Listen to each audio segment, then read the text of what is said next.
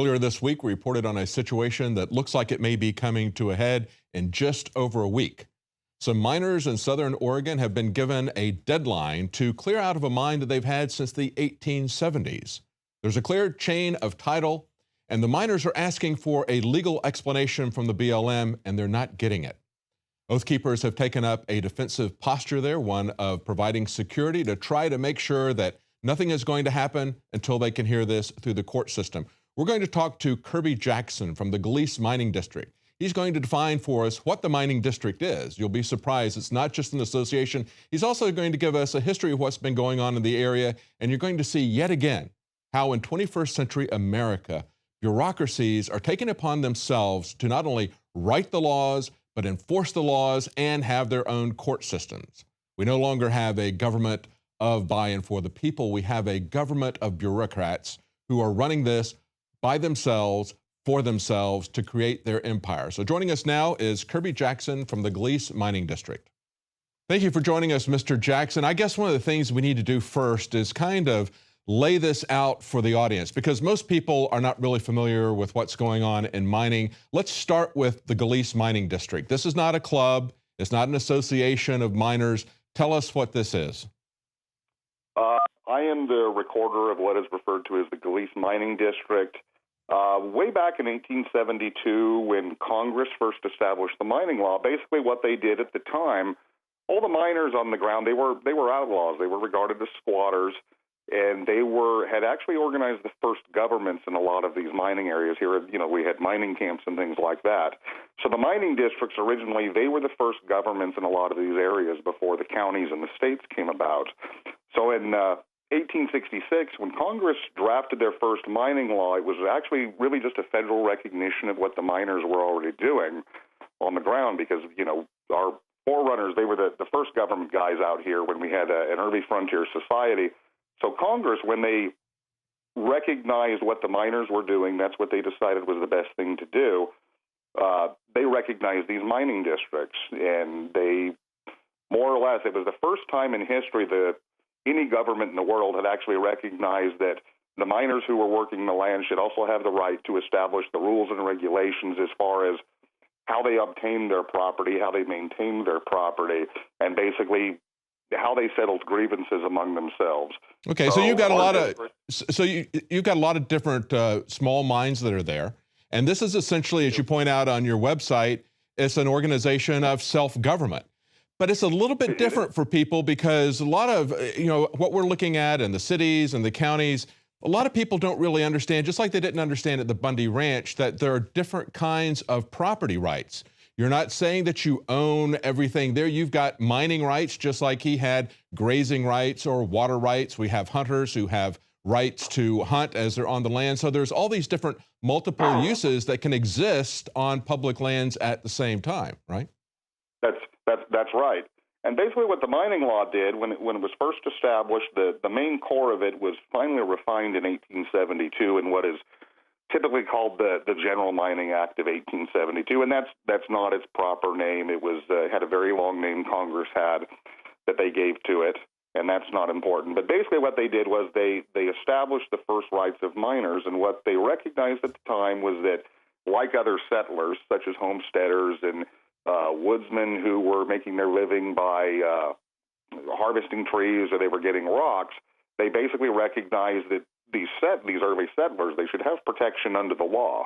And so basically they wanted to define those rights. So the early rights of the miners were they not only had the right to go out on the lands out here, which were held in trust by the government for the people, and that's still the way it's supposed to work. And obviously this is part of the problem we have now, is that it's no longer the government doesn't want to treat it the same way.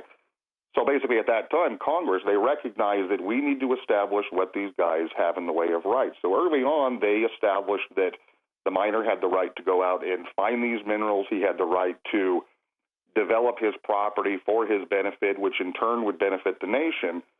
And in return, he would have some protection under the law from whether it's the government or other miners or other users. And basically what they recognized was that in addition to that, early on, the miners had what they called exclusive possession and enjoyment of their property within the lines of their claim. And the way it works, you go out upon the land you find an area that's unclaimed, and you go out there and you look for minerals. And if you find a valuable deposit of them that you think is worth your time doing, you have the right to claim that, and that's done by recording it, filing a location, posting a location notice on the site.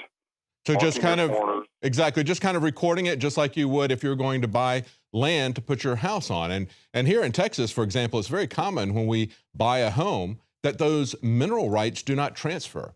They're held by previous people. So we all need to understand, as people are looking at this, that there's different levels of property rights even on the same piece of land. And we also need to understand that a government that doesn't recognize our property rights will treat us as if we were property, will treat us as if we were slaves. So to cap this up, these miners went out there in about 150 years ago, and about the time of the Civil War, they're mining this. They set this up as governments. Congress recognizes this officially in 1872, but then we have this thing called the BLM that's created to ostensibly manage federal lands.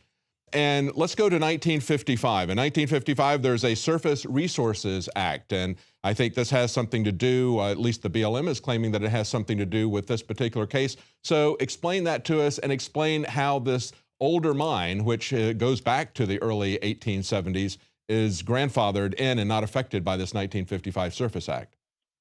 Right, yeah, so the 1955 Surface Resources Act, this actually has everything to do with it, and we agree with BLM that it does have everything to do with it.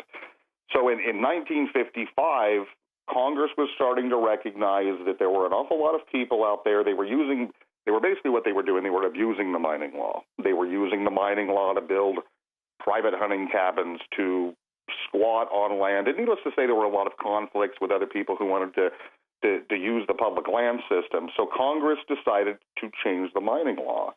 And what they decided to do was that all claims that were located by miners and filed after that time, July 23rd, 1955, they had the right to use the surface, but they did not have a surface control or control of the resources, and basically full willy-nilly utilization of those surfaces, and obviously the vegetative surfaces especially is what they were referring to. So needless to say, the claims that were filed after that, they changed from the original meaning within the mining law, and that is something that still continues to this day. But they had to deal with the claims that were already there, and that is where this issue comes in. So Congress, they came up with 3 ideas, and these ideas they came up with, these were largely suggestions of the United States Forest Service and the Bureau of Land Management.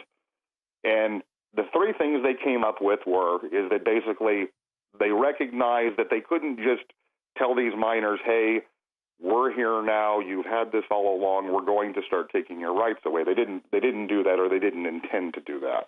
Mm-hmm. And so basically they provided some mechanisms for the miners to either, on one hand, they could say, I relinquish my surface rights back to the government, and I'm going to allow the general public to come out of my claim and camp here and, get cut firewood, things of that nature, subject to whatever the agency's rules are.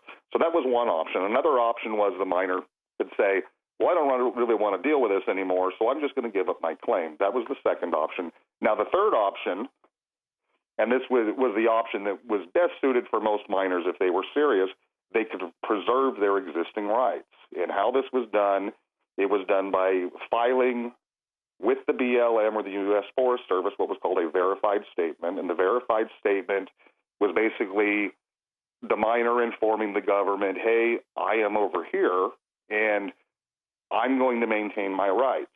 And what was done at that time, the government then had the opportunity to go in and try to challenge those rights if they found there was a conflict with other uses, such as timber harvesting or public recreation or wildlife management or something to that extent.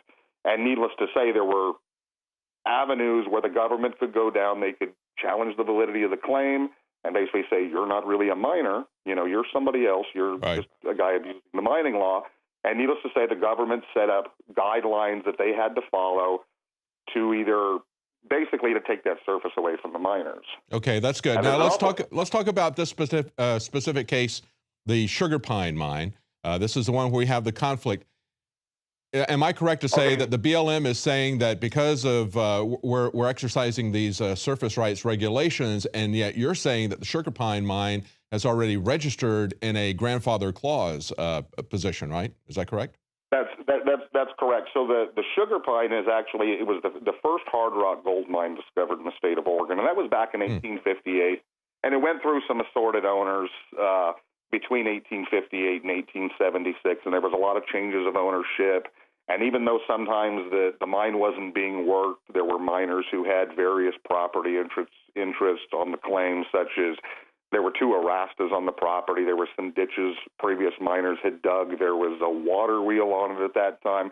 And needless to say, a lot of those rights, they were preserved. But on February 9th, 1876, there were 2 men by the name of George Green and Dan Devilbiss, and they decided that they wanted ownership of the sugar pine, and they adhered to the mining law, and they did what they were required to do. They went up there and they discovered minerals, and they basically staked and recorded their claim. So they recorded that 76, and they also arranged with the previous, with some previous owners as far as those ditches and things of that nature, which were property or obtained them. So that is, this mine has been active and has maintained a current chain of title since those 2 individuals, February 9th, 1876.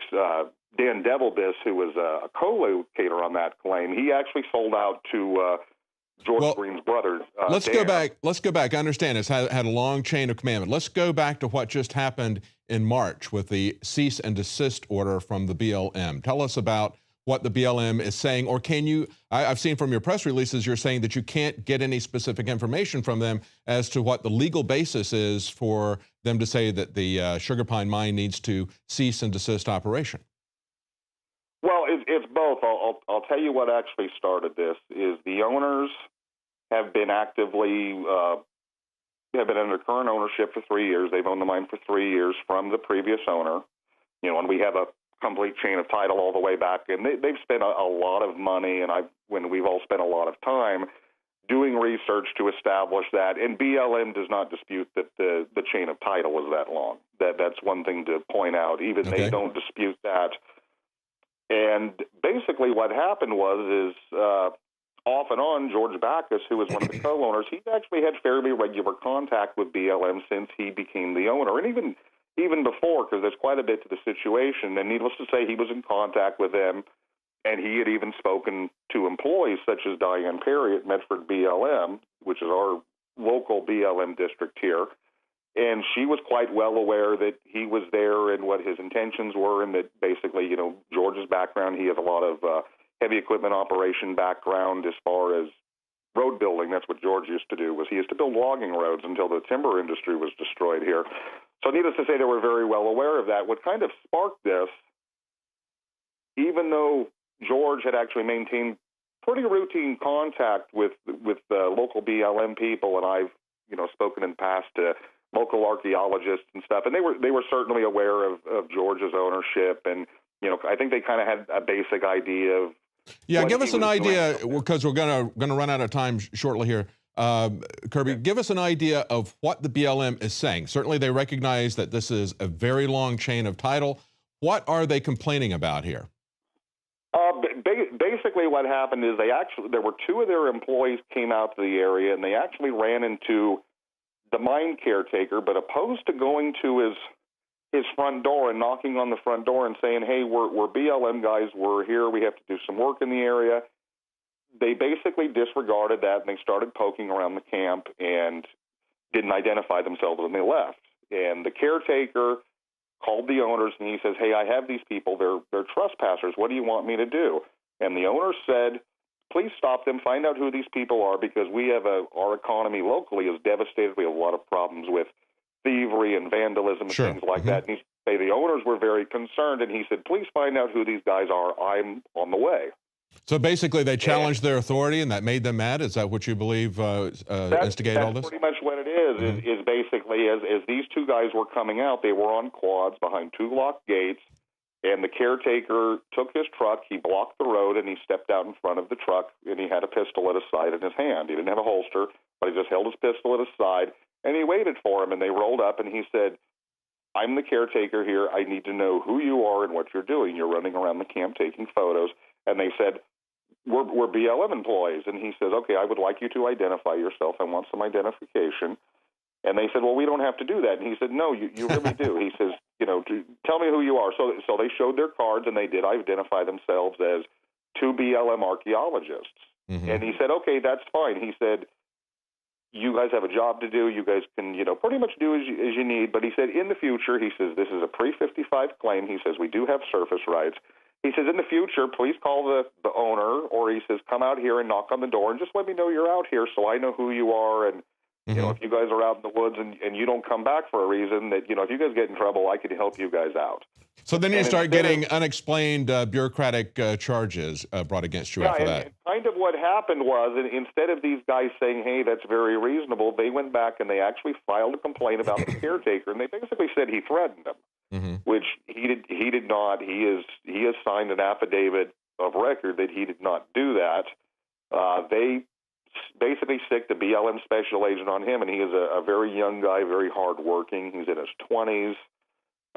He actually took over as caretaker because he had some equipment at his mine actually stolen, and he kind of really didn't have a lot to do. So that's why he got together with George and Rick, and they brought him in there. Let's talk about where we're almost out of time. Hang on, Kirby. We're almost out of time. Let's get to where we are currently at this point. They've hired legal counsel who has tried to ask the BLM why they're getting a cease and desist order. And of course, as I mentioned at the beginning, the BLM gave them a deadline of the 25th, which is a week from Saturday, to get out, and to basically remove all equipment, destroy all buildings, and fill in the mine tunnels. So tell us exactly where this is at the moment. So that's exactly what happened. There was a lot of going back and forth, us requesting information, them not supplying it, Freedom of Information Act requests being ignored.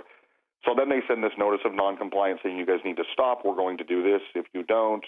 And so the owners, they consulted with an attorney. So that is where that situation is. And in the meantime, despite that, BLM continue to keep coming out there. They're basically sending law enforcement guys out. They're harassing the caretaker. They're calling him constantly saying, we want a meeting, we want a meeting. And he says, I don't have to meet with you. I did nothing wrong, and I have a right to, not speak to you in this country. And kind of where it went from there is one day George and the caretaker were on the mine, and there were two BLM law enforcement guys turned up, and one of them was a county deputy by the name of Jason Stanton, and he's a deputy. And we had actually, we've had meetings with the county sheriffs here. We've had a very good relationship with him. And he came out and he says, you guys got a stop order. He says, I'm here to give you another one. I do know that the owners, they really believe that they were there to engage in some nefarious activities, see if they were gone, and basically either seize property or burn property. And George, the owner, he tells the deputy, he says, that's fine if you want to give me a piece of paper. And he tells the deputy, he says, I want you to realize, he says, I'm doing my best here to follow the law as I know it. And he says, we really believe in the Constitution. And he says, we've really done and went out of our way to work with you and try to get information. And the deputy says, I have a very large problem with the Constitution. I have a big problem with that idea. Oh, really? The deputy said that. Now, you got a new sheriff in town, right? You used to have a Sheriff Gilbertson. I remember he wrote a very long article about how the federal government was infringing on people's rights and how it was the duty of the sheriff to stand there and protect the people locally. But there was an election last November, and there's a new sheriff in town, right? Yes, that's true. And and as you said, Gil Gilbertson, he was a very big supporter of the mining community. He still is. He is quite aware of the situation. He has been doing what he can to help the owners. So we do have a new sheriff, and we had actually met with him kind of before this all came to a head. He did come to one of our meetings, and he said, and he admits, he says, I really don't know a lot about this. He says, I don't know where I stand. He says, I would like to get educated. And we said, that's great. We're looking forward to, more discussions. And then this kind of happened where, he's in the middle of it. And my understanding is that he is actually doing his best to mediate this. And he has come out publicly and said, he has said very similar to Gil Gilbertson, that I will not tolerate people violating the rights and property of the local citizens that basically I am obligated to defend. So we're very happy about that. So right now you're in a position, let's kind of sum up where you are right now. From what we've seen from Oath Keepers who are in charge of security for the area, they are in a security position right now. This is not a standoff. The BLM has given a deadline, but so far there's been no moves towards that. The Oath Keepers are asking for people who can come and help to provide security to come to the area. But other than that, there is no kind of a conflict there. And I think it's a very calming thing to have people there to provide security. That, I think, prevents something like violence happening when there are people on both sides of the issue. But let's look at the bigger picture for just a moment, because we're just about out of time, Kirby. Okay. When I was looking at this, I went back into some of the archives of the area to see what was going on. I got some reports from the early 90s about how, this 20 years ago, how the BLM was really cracking down on existing mines. And I think it's important for people who are listening to this. A lot of people think of miners, they have a very negative view of them. They think they've seen some of the destructive practices of open pit mining. That's not what's going on here. This is very small miners who have been working this in a more of a traditional type of posture. Is that correct? That's correct. They're actually working the property in a similar way to it would have been worked in, say, the 30s. You know, they have a small excavator to clean tunnels. They have a cabin. They have a very small mill. They can basically go in, extract rock, dig it up off the ground with a shovel, put it in an ore car, run it out there, and run it down to their mill and do things like that. And they have some larger equipment to maintain roads and obviously deal with, large quantities of rock that may be left in piles that need moved.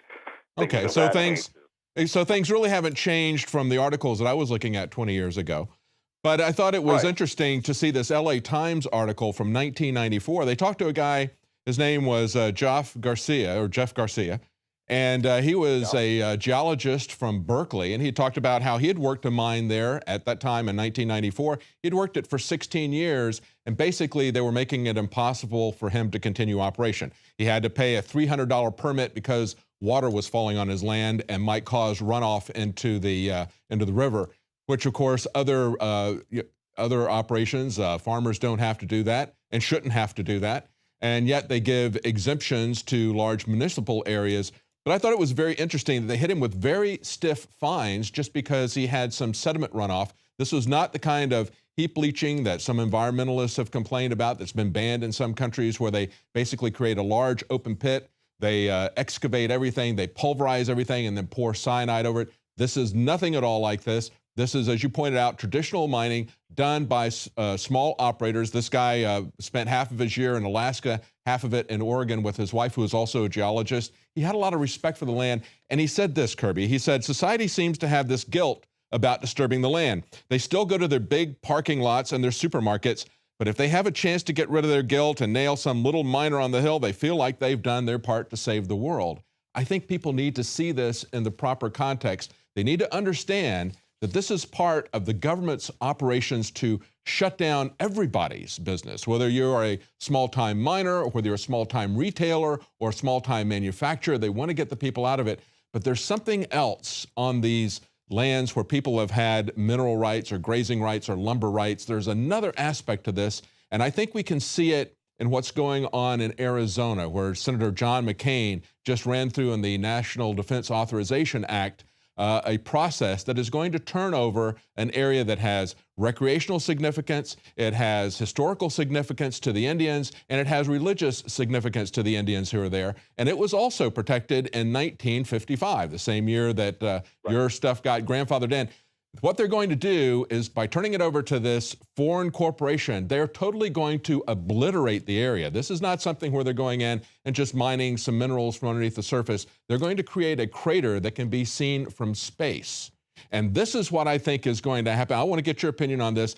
This is what I think the end game is in all of these struggles, running the people off the land. Because when we were at the Bundy Ranch, he was the last rancher still in business. They had run everybody else out of business with phony endangered species claims. And of course, the desert tortoise that they were supposed to be protecting, they had rounded these things up, euthanized over 1,000 of them because they said they didn't have the money to feed them. Yet they were financing an army to come against the Bundy family and to come against people who would be on the land without their specific permission, attacking and assaulting people who were doing it. So when people go onto the BLM's land, they felt they had a right to assault and attack people. And yet when the BLM goes onto a gated property there in the Galice Mining District, they get very upset if they're even asked to provide identification. I do want to clarify something there. It's actually not BLM's land. This is actually land this is actually land that is administrated and managed by the United States government for the benefit of the American people. I misspoke. Yes, that's a very good point. It's not their land. Under the Constitution, the federal government is very limited in what it can own, and basically this is where the mining law came in and the Homestead Act came in, is that basically the government was required under the law to dispose of this land. And basically what that means is pass into private ownership and basically allow the average person to benefit from it and basically make a living and make some sort of life for himself from it, and in turn do something for the country. It's funny you mentioned Jeff Garcia. Jeff is actually a pretty good friend of ours. He is still there in Galice. He's still going strong. But you're right. It is exactly as he said. I remember a comment he made to me one time. He said, when you're in court with these people, he said, you realize you're the only one sitting there not getting paid that day. Yeah, that's right. They starve you out. Thank you for correcting me. He's very right about that. Yeah, he's very, very right about that. And I am aware of the situation down there in Arizona with the Apache land, and that is not something that we support. I mean, obviously, we do support mining, and we recognize that we need the minerals, and our society we do utilize a lot of minerals. Almost everything we use is a mineral. It derives from it. Basically, we all always say, if it can't be grown, it must be mined. So we do need the minerals, but at the same time, most of us who are in the mining community. But really, I think the issue, Kirby, is that they want to take it away from the small people who live in the community. They want to take the land away from the people who would manage it locally. And of course, that's the big issue out west as to who the land belongs to, who it should be, who the public lands should be managed by. And everybody is starting to wake up, I think, out west and say, these are public lands. They don't need to be managed by the federal government because they're doing a very poor job of it. And they are trying to expunge all of the individuals out of the area in an Agenda 21 kind of way, so they can turn this over to large corporations who will obliterate it for all uses that everybody has, completely destroy the area rather than use it responsibly. And I think if we want to have responsible use of the land, it is best done at the local level. So I think that's a very big movement. And when I said the BLM land, of course, that's the way the BLM is acting, as if it was their private property. And we need to understand that it isn't. And as you point out, there's constitutional cases to be made that the government doesn't have the right to keep this much land. And we all know that from a practical standpoint, it shouldn't be done in that way. Well, we're going to continue to follow this. We're out of time. We've gone quite a long ways on this interview, but we'll be in touch with you to see what happens. And of course, if anybody wants to support this operation, we will put the information on the video as to where they can make donations to the Oath Keepers who are providing security, or to the miners who have a large legal fight ahead of them. The Galice Mining District has a legal fight that they're asking for donations to establish their rights. We need to understand that if you don't have property rights that are recognized by the government, if they can take them from one person, if they can take them from the miners, or they can take them from the ranchers, they can take them from you, even if you just have a suburban home. So we need to all understand that this affects all of us. Any last comments, Kirby? That's absolutely correct. And as we miners say here locally, if you don't know about property, you probably are property. That's right. Or you're going to lose it. So, tell us how they can support your, where they can go to get information and to make a donation. If people want to get information as far as what's going on at the mine and how they can help, they should go to Oath Keepers, JOCO, that's JOCO, oathkeepersjoco.com. And that is Josephine County Oath Keepers. They are the on-the-ground guys. They do have needs. If people want to support them with food and things of that nature, please go there, get in touch with their people. If you want to support the mine owners, please go to sugarpinemine.com, and that is the official website. You can also go to GaliceMining.com. That is our district site. Either one of those sites, we have a lot of information. If you go to sugarpinemine.com, you can send the miners a donation either by check directly to the owners, or you can contribute through PayPal through Okay. there. All right, great. And the thing I really want to reiterate is that, you know, as I mentioned earlier, I'm very close to the two owners of this mine, and they're not the only miners in this area under attack. There's actually several others that they're having problems. They're not to this level, but these are the two guys who've stood up. I was actually on the mine yesterday with one of the owners, who's a good friend of mine, and we were standing there. There's a very old stamp mill on the mine that's been there for many years, and they have a title to it. And we were looking at that, and he said, you know, he says, as long as I'm alive, he says, that is always going to be there. You know, Well, I hope many I hope it is. I hope that they will respect your property rights. I hope you prevail in court. I hope this goes through peacefully, but we'll keep an eye on this. And we'll be having an interview with the Oath Keepers. We are trying to establish contact with a couple of individuals there that we'll have on for interviews in the next couple of days. Thank you so much for joining us. Kirby Jackson with the Galice Mining District. And of course, what they're trying to do is get a legal hearing, to go through the legal process to stop the BLM from acting precipitously by giving them a deadline before they've given them answers, before they've had their hearing, before they have taken this through the court. And that's the important function that's being done now by the Oath Keepers, essentially setting up security to let them know that there's somebody there in case they're going to try to storm the area. Hopefully that will stop that from happening so this can take its way all the way through the court. Well, that's it for our news tonight. If you're watching on YouTube, please subscribe to our channel there. If you're not a Prison Planet TV subscriber, please subscribe and support our operation financially. You can share this with up to 20 people at the same time and have access to all of Alex Jones's documentaries. Again, we'll be back tomorrow at 7 Central, 8 p.m. Eastern.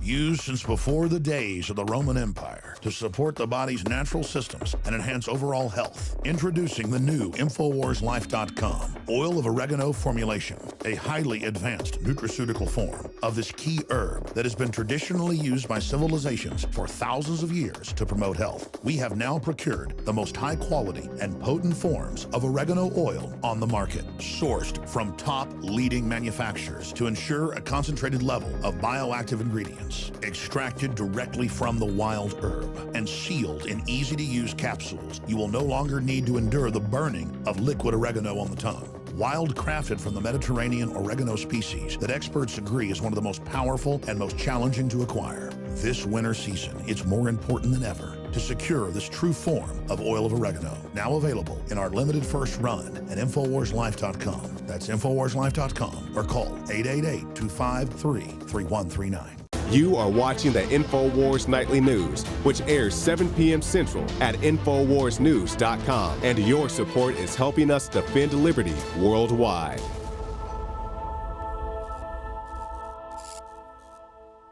You've got a lot of different small mines that are there. And this is essentially, as you point out on your website, it's an organization of self-government. But it's a little bit different for people because a lot of, what we're looking at in the cities and the counties, a lot of people don't really understand, just like they didn't understand at the Bundy Ranch, that there are different kinds of property rights. You're not saying that you own everything there. You've got mining rights, just like he had grazing rights or water rights. We have hunters who have rights to hunt as they're on the land. So there's all these different multiple uses that can exist on public lands at the same time, right? That's right.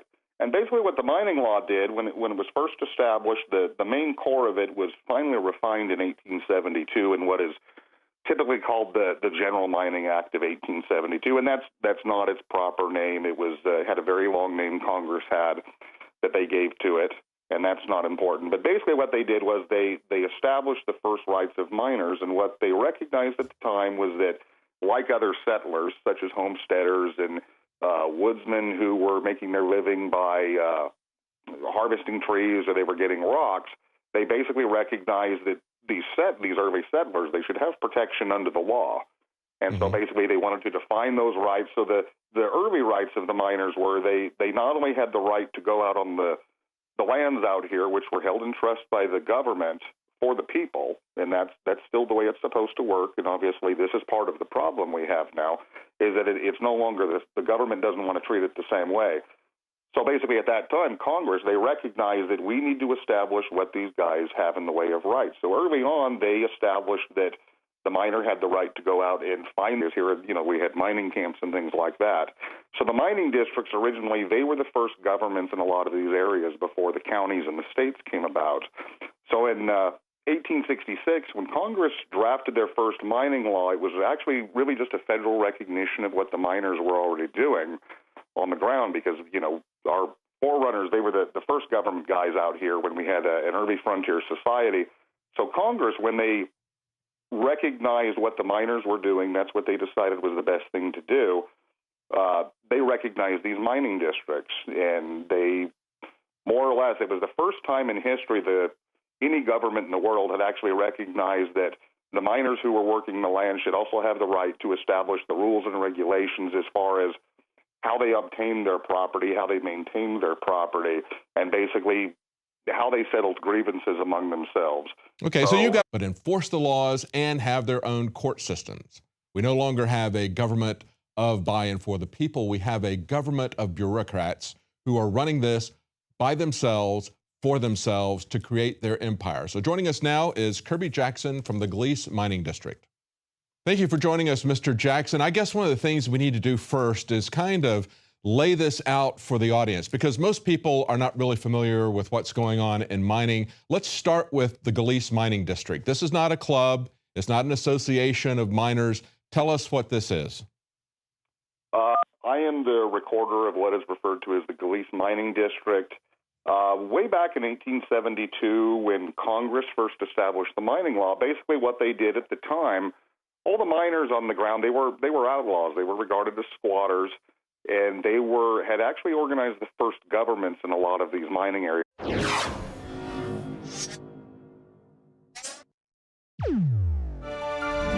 Earlier this week, we reported on a situation that looks like it may be coming to a head in just over a week. Some miners in southern Oregon have been given a deadline to clear out of a mine that they've had since the 1870s. There's a clear chain of title, and the miners are asking for a legal explanation from the BLM, and they're not getting it. Oath keepers have taken up a defensive posture there, one of providing security to try to make sure that nothing is going to happen until they can hear this through the court system.